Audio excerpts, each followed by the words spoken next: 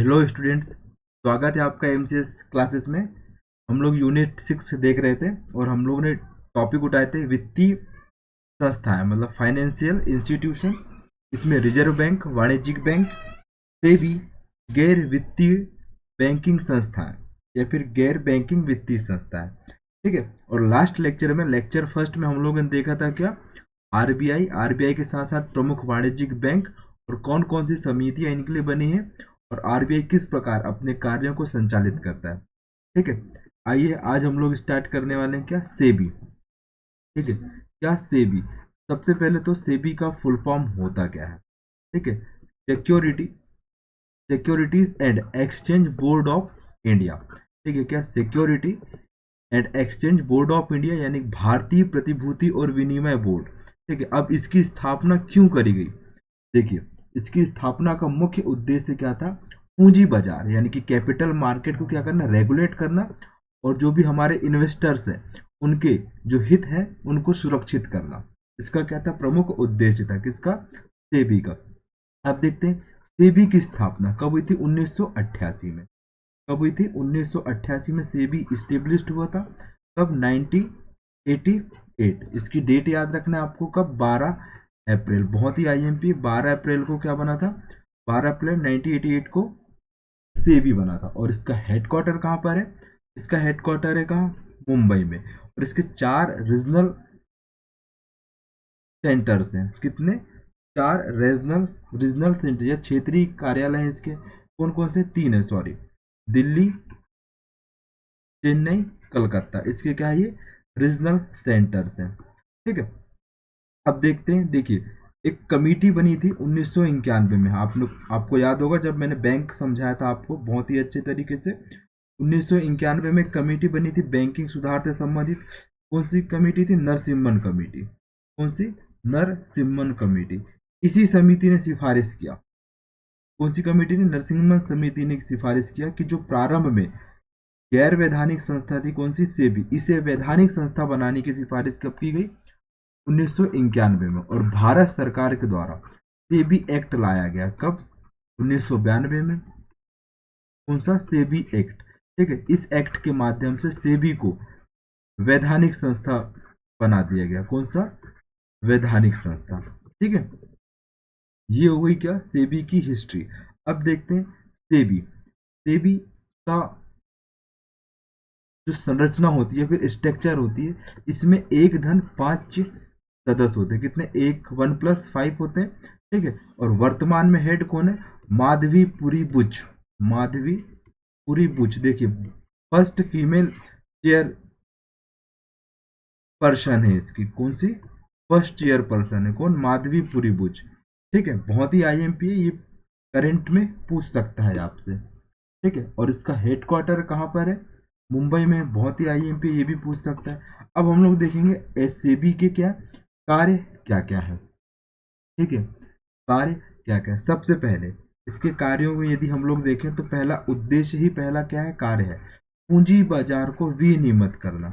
इसे पूंजी बाजार को विनियमित या फिर रेगुलेट करना, और तथा निवेशकों के या इन्वेस्टर्स के हितों की सुरक्षा करना। किसके, इन्वेस्टर्स के हितों की सुरक्षा करना। यानी कि मैंने 100 रुपी यदि निवेश किया है मार्केट में, तो जो मेरे जो भी अधिकार होंगे उन सब चीज का क्या करेगी, रक्षा करेगी। कौन, सेबी।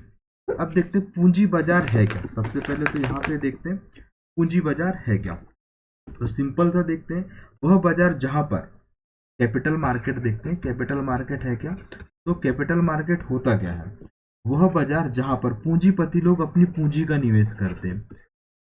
वह बाजार जहां पर जो भी बड़े बड़े इंडस्ट्रियल जो उद्योगपति होते हैं वह अपनी पूंजी का निवेश करते हैं, तथा शेयर तथा डिवेंचर खरीदते हैं। क्या करते हैं, शेयर तथा डिवेंचर खरीदते हैं। ठीक है। या सिंपल सा लैंग्वेज में हम लोग बोले, ऐसा बाजार जहां निवेशक अपनी पूंजी पूंजीपतियों को क्या करते हैं, पूंजीपतियों को प्रदान करते हैं। ठीक है। निवेशक जो भी होंगे, मैं हो सकता हूँ, आप हो सकते हैं, कोई भी निवेशक होते हैं, ये अपनी पूंजी किसे निवेश करते हैं, पूंजीपतियों को निवेश करते हैं।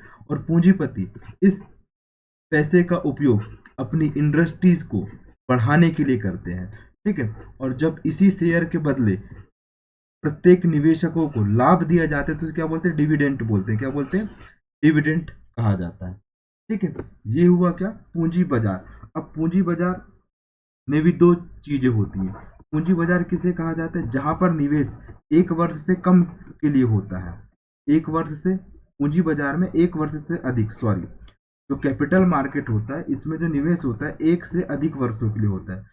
जबकि जो मुद्रा बाजार होता है यानी कि मनी मार्केट, इसमें एक वर्ष से कम की अवधि होती है। कितनी, एक वर्ष से कम की अवधि होती है। ठीक है, और भारत में कुल कितने शेयर मार्केट है, 23 शेयर मार्केट है। कितने, 23 शेयर मार्केट। ठीक है, ये शेयर बाजार है, सॉरी। ठीक है, यह शेयर मार्केट है। ठीक, अब हम लोग पुनः आते हैं सेबी के कार्यों में। सबसे पहला कार्य क्या था कि पूंजी बाजार को विनियमित करना तथा निवेशकों के हितों की रक्षा करना। ठीक है, साथ ही दूसरा कार्य क्या हो जाएगा, शेयर बाजारों को क्या देना, मान्यता प्रदान करना। शेयर बाजार को मान्यता प्रदान करना। ठीक, फिर क्या है, प्रतिभूति बाजार व्यवसाय का नियमन करना, यानी कि सिक्योरिटीज जो भी मार्केट होते हैं उनका जो ट्रेड होती है उसको नियमन करना। प्रतिभूति प्रतिभूति बाजार का व्यवसायिक नियमन करना। ठीक है, जो फर्जी निवेशक होते हैं, ठीक है, फर्जी निवेशक होते हैं, फर्जी निवेशकों द्वारा किए जाने वाले, फर्जी निवेशकों द्वारा किए जाने वाले निवेश को क्या, रोकने का इसका प्रमुख कार्य है। ठीक है, म्यूचुअल फंड की सामूहिक योजनाओं को पंजीकृत कर उनका नियमन करना। जो भी म्यूचुअल फंड्स होते हैं हमारे, उनकी सामूहिक योजनाओं को क्या करेगी, रजिस्टर करेगी और साथ ही क्या करेगी, उसको रेगुलेट करेगी। जो भी म्यूचुअल फंड मार्केट होते हैं उसको क्या करेगी, रजिस्टर यानी कि पंजीकृत करने के पश्चात उसका नियमन करेगी। कौन, सेबी। साथ ही सिक्योरिटीज की इनसाइडर ट्रेडिंग को रोकेगी ये। ठीक है, किसको, इनसाइडर ट्रेडिंग को रोकने का कार्य करती है कौन, सेबी। ठीक, अभी आपने सुना होगा अदानी घोटाले के संबंध में बहुत सारे आरोप लगे थे। ठीक है, कि इतना इतना घोटाला हुआ है, उसके लिए भी कौन जांच करेगी, सेबी जांच करने का कार्य करती। ठीक है, तथाकथित घोटाला था वो। ठीक है, अब उसके ऊपर जांच चल रही, देखते हैं होता क्या है आगे। जैसे आपने सुना होगा हर्षद मेहता घोटाला 1992 में बहुत ही बड़ा फ्रॉड था। ठीक है, ऐसी घोटाले की जांच कौन करता है, सेबी करता है। ठीक, प्रतिभूति बाजार से जुड़े लोगों को प्रशिक्षित करने का भी इसका काम है। जो भी सिक्योरिटीज मार्केट से लोग जो जुड़े होते हैं या फिर मानव संसाधन होते हैं उनको प्रशिक्षण देने का कार्य भी कौन करता है, सेबी करता है। ठीक है, इत्यादि कार्यों के साथ साथ इत्यादि कार्यों को पूर्ण करने का कार्य किसके द्वारा किया जाता है, सेबी। सेबी यानी कि security exchange board of India, बहुत ही आईएमपी है। अब देख लेते हैं हम लोग कि सेबी की एक बार फिर से देख लेते हैं। सेबी कब स्टेब्लिश हुआ, 1998 में बना। ठीक है, पहले ये क्या गैर वैधानिक संस्था थी। 1992 में किस कमेटी की सिफारिश पे, नरसिम्हन कमेटी की सिफारिश से कौन सा दर्जा दिया गया, वैधानिक दर्जा दिया गया। अब इसके द्वारा कौन कौन से कार्य किए जाते हैं, कार्य हम लोगों ने देख लिए। ठीक, अब देखते हैं कि भारत में कौन कौन से शेयर मार्केट्स हैं। ठीक है, देखिए सबसे पहले आपने सुना होगा Bombay stock exchange, Bombay stock exchange. ठीक है, इसकी स्थापना कब हुई थी, 1875 में। और ये एशिया का सबसे पुराना शेयर मार्केट है। इसका एशिया का सबसे पुराना शेयर मार्केट है। ठीक है, और यह प्रारंभ में इसका नाम क्या था, stock exchange Mumbai, stock exchange Mumbai था। और इसका 2002 में नाम बदलकर क्या कर दिया गया, बॉम्बे स्टॉक एक्सचेंज कर दिया गया। ठीक है, और 2005 में बीएसई एक क्या है, पब्लिक लिमिटेड कंपनी के रूप में रूपांतरित हो, किसमें, पब्लिक लिमिटेड कंपनी बन गई। कौन सी कंपनी बन गई, बीएसई पब्लिक लिमिटेड कंपनी बन गई। ठीक है, अब देखते हैं जो बीएसई है इसके माध्यम से कौन से सूचकांक जारी किए जाते हैं। बीएसई का कौन सा सूचकांक है, सबसे पहले आपने सुना होगा सेंसेक्स। ठीक है, सेंसेक्स इसका क्या है, सूचकांक है। ठीक है, और यह 30 कंपनियों का सूचकांक जारी करता है। कितने कंपनियों का, 30 कंपनियों का सूचकांक जारी करता है। और सेंसेक्स की स्थापना कब हुई थी, 1986 में हुई थी। कब हुई थी, 1986 में। साथ में इसका सूचकांक और एक याद रख लीजिए आप, डोलेक्स। ये क्या है, डॉलर में, इसमें डॉलर में अपनी सूचकांक को जारी करता है। और इसमें कितनी कंपनियां ऐड हुई हैं, तो 200 कंपनियां इसमें ऐड हैं। ठीक है, फिर आपने सुना होगा बेनीएक्स। ठीक है, बेनेक्स करके, ये भी किसका सूचकांक है, बीएससी का सूचकांक है। ठीक है, इसमें 12 वाणिज्यिक जो बैंक है हमारे, कितने टोटल 12 कमर्शियल बैंक है, उनका क्या है, ये सूचकांक है। ठीक, ये हो गया क्या। और एक इसका सूचकांक है, उसका नाम क्या है, स्मॉल कॉप। स्मॉल कॉप, ये क्या है, 200 छोटी कंपनियों का, कितनी, 200 छोटी कंपनियों का सूचकांक है। ठीक, ये क्या हो गई, सॉरी 200 नहीं, ये 100 स्मॉल जो कंपनियां रहती है उनका सूचकांक जारी करता है। तो पूछ सकते हैं वो बीएसई के द्वारा कौन कौन से सूचकांक जारी किए जाते हैं। सबसे पहले सेंसेक्स। ठीक है, कितनी कंपनियों का, 30 कंपनियों का, कब से, 1986 से प्रारंभ है। इसके पश्चात डॉलेक्स। ठीक है, डॉलेक्स में कितनी कंपनियां, 200 का बड़ी कंपनियां, कितनी, 200 कंपनियां। इसके पश्चात बेनेक्स। ठीक है, बेनेक्स में कितनी है, 12 बड़े वाणिज्यिक बैंक, कमर्शियल बैंक का सूचकांक है। ठीक, फिर क्या है, स्मॉल स्मॉल कैप। ठीक है, इसमें कितनी, 100 छोटी कंपनियां हैं। और साथ ही मिड कैप, मिड कैप में कितनी कंपनियां, 500 पूंजीवादी कंपनियां हैं। ठीक है, इत्यादि इसके क्या है, सूचकांक है। ठीक, आई होप आपको ये चीज क्लियर होगी।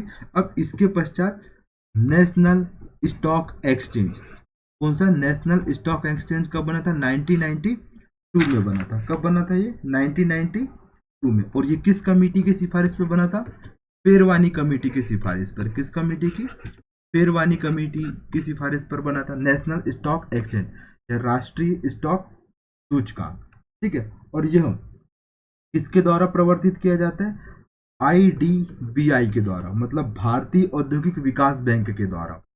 भारतीय औद्योगिक विकास बैंक के द्वारा क्या है, प्रवर्तित है। इसका मुख्यालय कहाँ पर है, मुंबई वर्ली में है। ठीक है, और इस सूचकांक में 49% एफडीआई की अनुमति है। कितनी, 49% एफडीआई की अनुमति है। और इसकी अधिकृत पूंजी कितनी है, 25 करोड़। ये भी क्या है, प्री में पूछा गया है, कितनी, कि नेशनल स्टॉक एक्सचेंज की अधिकृत पूंजी कितनी है, 25 करोड़ है। ठीक है, आई होप आपको यहाँ तक की चीजें क्या हुई होंगी, क्लियर हुई होगी। ठीक है, अब हम लोग देखेंगे कि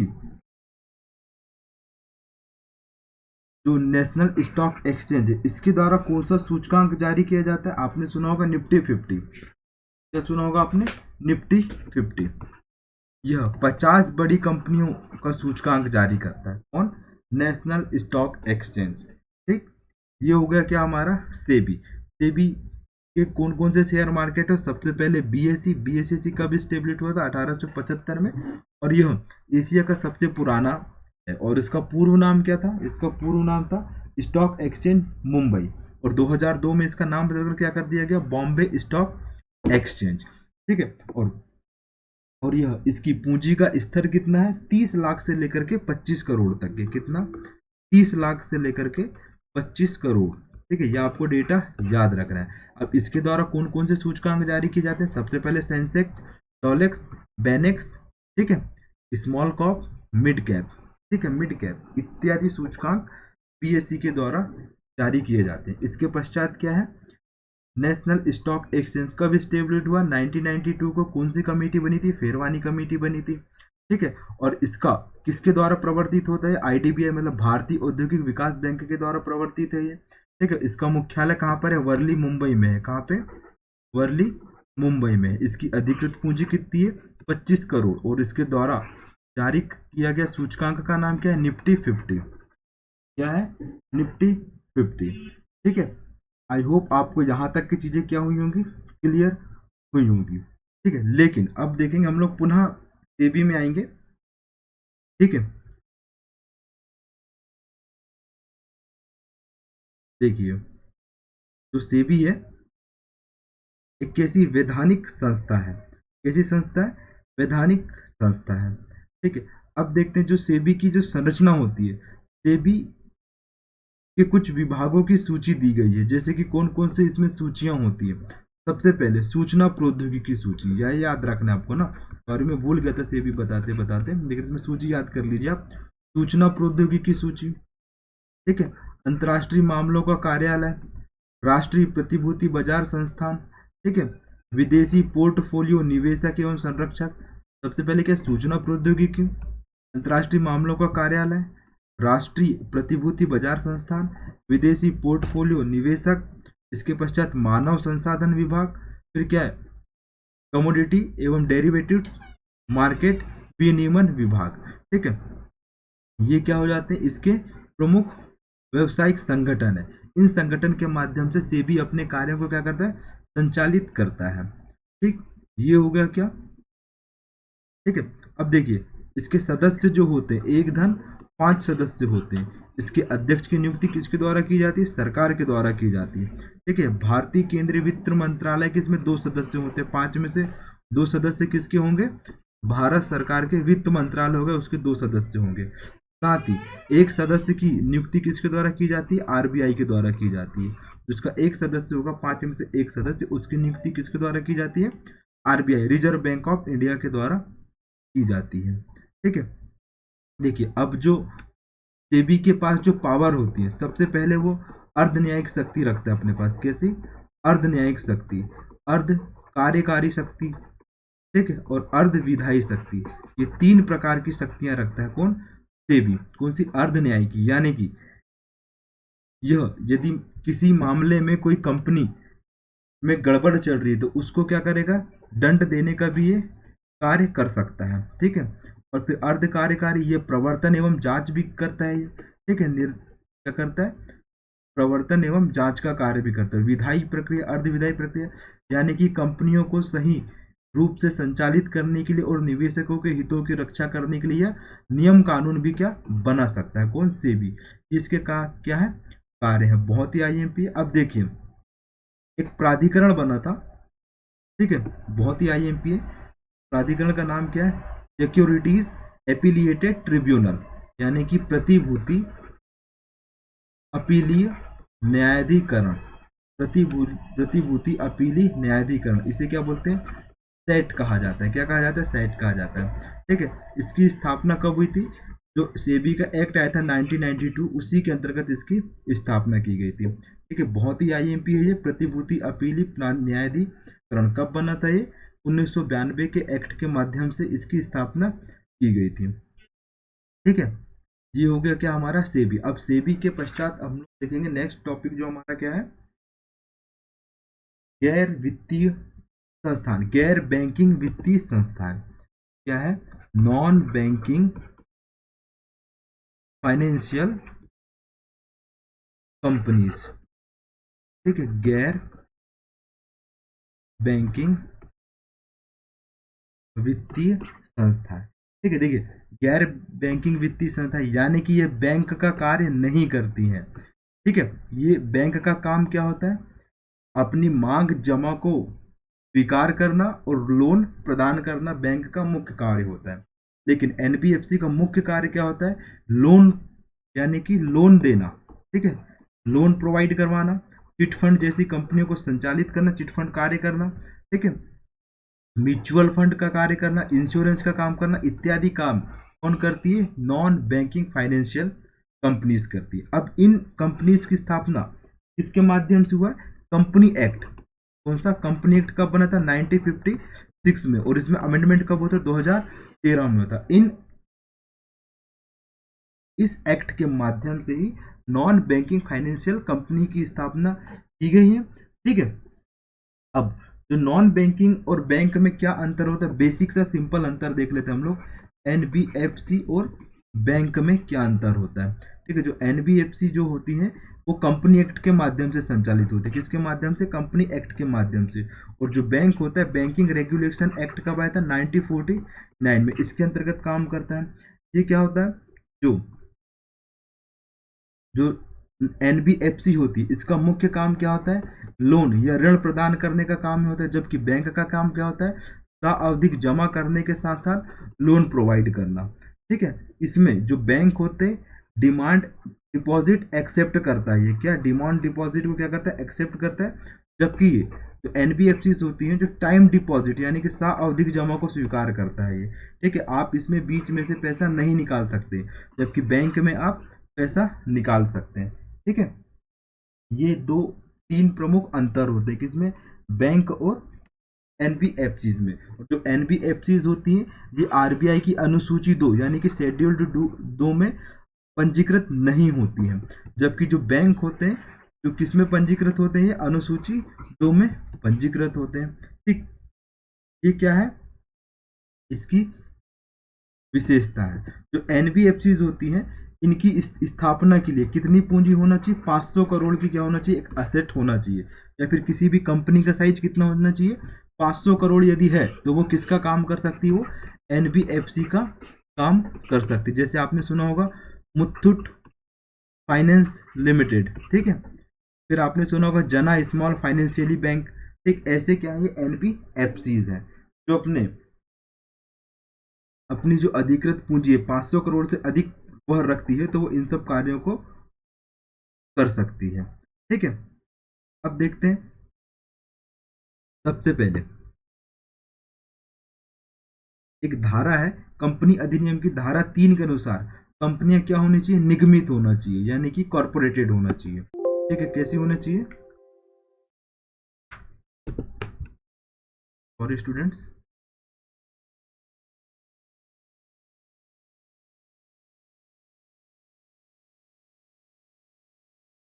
कैसी होनी चाहिए कंपनियां, निगमित होना चाहिए। ठीक है, और जो एनबीएफसीज हैं, एनबीएफसीज इसकी इसकी स्थापना के लिए, ठीक है, या इसके संचालन के लिए दो समितियों का गठन किया गया था। जेम्स एस राज कमेटी, जेम्स एस राज कमेटी कब बनी थी, 1970 में। और इन्होंने सुझाव क्या दिया था, पूरे देश में चिटफंड में एक समान कानून की आवश्यकता है। जो भी चिटफंड हमारे यहाँ चलते हैं देश में उसमें एक समान कानून होना चाहिए। किसने बोला था, जेम्स एस राज कमेटी ने बोला था। बहुत ही आईएमपी कमेटी है, पूछ सकता है ये। और एक कमेटी का नाम लिख लीजिए आप, चक्रवर्ती समिति। कौन सी, चक्रवर्ती समिति। किससे संबंधित है, ये भी एनबीएफसी संबंधित है। कब बना था, 1982 में बना था। और इसका उद्देश्य क्या था, समिति ने बैंकिंग उद्योग और एनबीएफसी के बीच जो भी संबंध होते हैं उसके गहन विश्लेषण की सलाह दी थी। ठीक है, यानी कि भारतीय मौद्रिक प्रणाली की जांच संबंधी समिति थी, भारतीय मौद्रिक प्रणाली की जांच संबंधी समिति थी। ये क्या हो जाएगा, एनबीएफसी के प्रमुख कार्य। ठीक है, एक कार्य के साथ साथ जो भी हमारी कमेटी बनी थी उन कमेटियों ने क्या क्या सिफारिश किया। जैसे अब एनबीएफसी के आपको एग्जांपल्स बताता हूं मैं कौन कौन। सबसे पहले आईडीबीआई, ठीक है, आईएफसीआई, ठीक, आईसीआईसीआई, ठीक, एलआईसी, जीआईसी, एसएफसी, ये क्या है, प्रमुख एनबीएफसी है। जैसे आपने सुना होगा एलआईसी, जिंदगी के बाद भी जिंदगी के पहली वैसी कोई इनकी टैगलाइन कब बना था, 1956 में बना था। बहुत ही आईएमपी है, क्या है, एलआईसी। ठीक है, लाइफ इंश्योरेंस कंपनी जिसको बोलते हैं हम लोग। ठीक, ये क्या हो गई हमारी प्रमुख गैर वित्तीय कंपनियां। अब इनका जो नियमन होता है किसके माध्यम से होता है, ये आपको मैंने बताया था, बैंक कंपनी अधिनियम 1956, और उसमें अमेंडमेंट कब हुआ था, 2013 में। साथ ही है आरबीआई एक्ट 1934, आरबीआई एक्ट 1934 के अंतर्गत एनबीएफसी का पंजीकरण, उनका निर्देशन और साथ ही निरीक्षण करने की प्रक्रिया को भी क्या करता है, ये कंट्रोल करने का कार्य करता है। ठीक है, आई होप स्टूडेंट्स आप यहाँ तक के समझ गए होंगे कि एनबीएफसी किस प्रकार अपने कार्यों को संचालित करती है। ठीक है, अब देखेंगे जो एनबीएफसीज होती हैं इसके बहुत सारे क्या है हमारे पास एग्जाम्पल्स हैं। ठीक है, जैसे आपने सुना होगा हाउसिंग फाइनेंस कंपनी। ठीक, ये क्या है हमारे non banking financial non banking financial क्या है, कंपनीज है। ठीक, आई होप आपको यहाँ तक की चीजें और भी क्लियर हुई होंगी। अब देखते हैं हम लोग कि एनबीएफसी के टाइप्स कौन कौन से। सबसे पहले क्या होता है, असिस्ट या असिस्ट फाइनेंस कंपनी। ठीक है, एक ऐसी कंपनी होती है जो अपने व्यवसाय के साथ साथ भौतिक संपत्तियों का वित्त पोषण का कार्य करती है। क्या, इसको लिख लीजिए, असिस्ट फाइनेंस कंपनी। ठीक, इसके पश्चात दूसरी कंपनी क्या होती है, दूसरी एनबीएफसी निवेश कंपनी। ठीक है, ये क्या काम करती है, मुख्यतः प्रतिभूतियों का अधिग्रहण का कार्य करती है। किसका, प्रतिभूति का अधिग्रहण का कार्य। इसके पश्चात ऋण कंपनी। ठीक है, ऋण कंपनी क्या होती है, यह ऋण प्रदान करती किसी भी व्यवसायिक गतिविधियों को संचालित करने के लिए। फिर क्या है, infrastructure finance company. Infrastructure finance company ये क्या होती, जो भी हम लोग जो भी हम लोग इंफ्रास्ट्रक्चर बनाने वाले हैं, ठीक है, या परिसंपत्ति निर्माण करने के लिए, उसके लिए क्या हमें लोन प्रोवाइड करने का काम करती है। ठीक है, ये क्या हो गई हमारी प्रमुख गैर बैंकिंग वित्तीय कंपनियों के एग्जाम्पल। ठीक है, ठीक है स्टूडेंट, शायद आप यहाँ तक समझ गए। देखिए यहाँ से डायरेक्ट क्वेश्चन आएगा, एनबीएफसी किस अधिनियम के द्वारा स्टेब्लिश्ड हुए, तो 1956 के कंपनी एक्ट के माध्यम से। इनका काम क्या होता है, इनका काम क्या होता है, लोन प्रदान करना। ठीक है, चिटफंड जैसे कार्यों को संचालित करना। ठीक, और छोटे छोटे स्टार्टअप को संचालित करने के लिए ऋण प्रदान करना। ये क्या होती है, फिक्स्ड यानी कि डिमांड डिमांड का एक्सेप्ट को क्या करती है, स्वीकार करती है। ठीक है, लेकिन यह जमा को स्वीकार नहीं करती। किसको, जमा, जो फिक्स्ड डिपॉजिट होती है वो लेने का काम नहीं करती। कौन, एनबीएफसी। ठीक है, यानी कि डिमांड डिपॉजिट एक्सेप्ट नहीं करती है। कौन सा डिपॉजिट एक्सेप्ट करती है, टाइम डिपॉजिट एक्सेप्ट करती है। कौन, एनबीएफसी। ठीक है, thank you for watching student. शायद आपको ये लेक्चर समझ में आया होगा, बाकी नहीं आया होगा तो आप कमेंट्स बॉक्स में अपना सुझाव दे सकते हैं, ताकि मैं इसमें और कुछ नया ऐड कर सकूँ।